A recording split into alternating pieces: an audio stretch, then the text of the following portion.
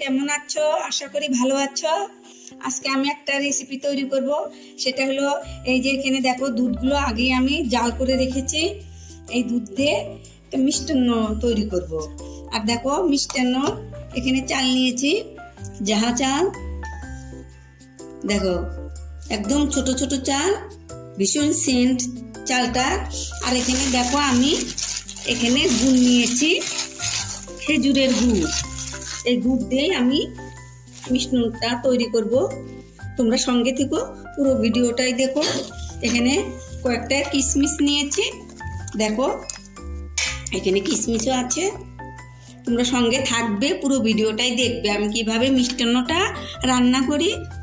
সঙ্গে থেকো। তেজপাতা দিয়ে দিলাম কয়টা।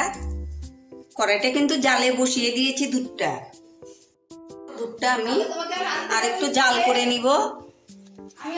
আর এখান থেকে একটু দেখো কুসুম গরম দুধ এখানে আমি উঠিয়ে নিয়েছি।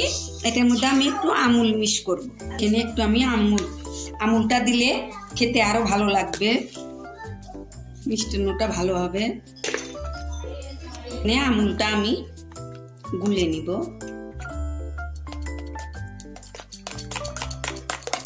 টেস্টটা বাড়ানোর জন্য আমুলটা দিলাম। এগুলো দুধ আমার ঘরের গরুর দুধ, কিন্তু আমুলটা দিলাম টেস্ট বাড়ানোর জন্য। আমরা তো এগুলো যাহা চাউল বলি, তোমরা কি বলো সেটা কমেন্ট করে জানাইও। আবার অনেকে এগুলো গোবিন্দভোগ চাউল বলে নাকি, ভীষণ সেন্ট। এটা আমি পরিষ্কার করে ধুয়ে নিব। এটা পরিষ্কার করে ধুয়ে নিব। চাউল দিয়েছি, চাউলগুলো দিয়ে দিলাম। চালটি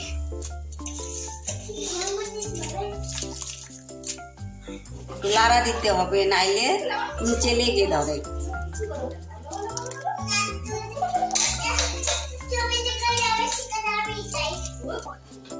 দেখো চালগুলো আমি দিয়ে সবগুলো দিলাম। এখন এইভাবে লাড়াচাড়া করতে থাকি যাতে নিচে লেগে না ধরে।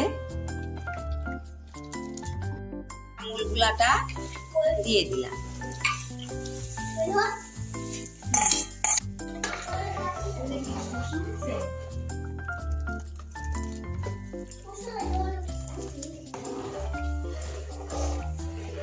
এইভাবে লাড়াচাড়া করতে থাকি। মিষ্টান্ন একটু লাড়াচাড়া করতে হয়, নাহলে নিচে লেগে ধরলে আর অন্যরকম সেন্ট হবে। মিষ্টান্ন তো সামান্য একটু লবণ দিয়ে দিলাম। লবণ দিলে কিন্তু একটু স্বাদটা বেশি, মিষ্টিটা একটু কড়া কড়া হয়।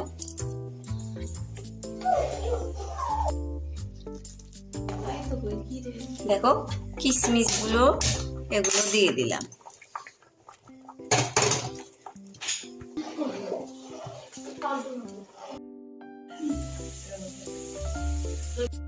চালটা কিন্তু ফুটে গেছে। এখন আমি এই গুড়গুলো দিয়ে দিব।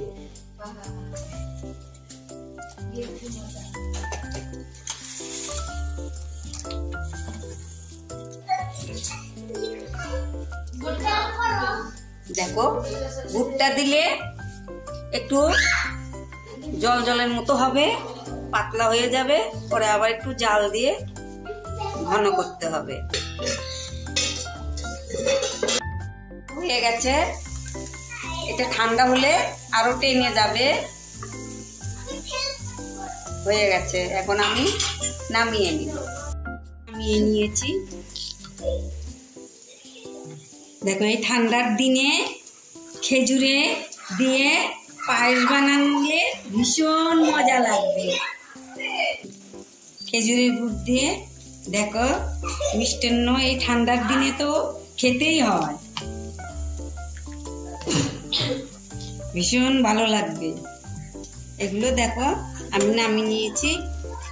এখন আমি এটার মধ্যে উঠিয়ে নিব।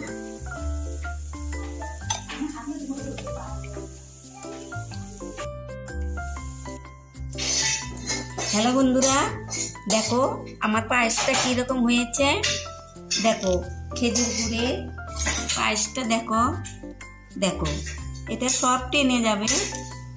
পরে একটু ঝোলা ঝোলা রেখেছি, এগুলো সব টেনে যাবে। দেখো কি রকম হয়েছে আমার এই পায়েসটা। যদি ভালো হয়ে থাকে তোমরা কিন্তু লাইক কমেন্ট শেয়ার করবে।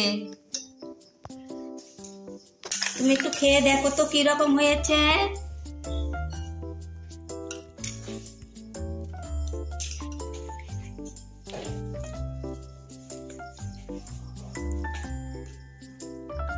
ভালো হয়েছে, খেজুরের গুড়ের ফ্লেভারটা খুব ভালো হয়েছে, টেস্টি, ভালো হয়েছে। তাহলে বন্ধু তোমরাও এইভাবে বানিয়ে কিন্তু এই শীতের দিনে বানিয়ে খাবে, দেখবে কি রকম মজা টেস্টি। যদি ভালো হয়ে থাকে তোমরা লাইক কমেন্ট শেয়ার করবে, সাবস্ক্রাইব করবে, অনেক অনেক বন্ধুদের মাঝে শেয়ার করে দিবে। আগামীতে আবার আমি নতুন ভিডিও নিয়ে তোমাদের সামনে আসবো। থ্যাংক ইউ বন্ধু।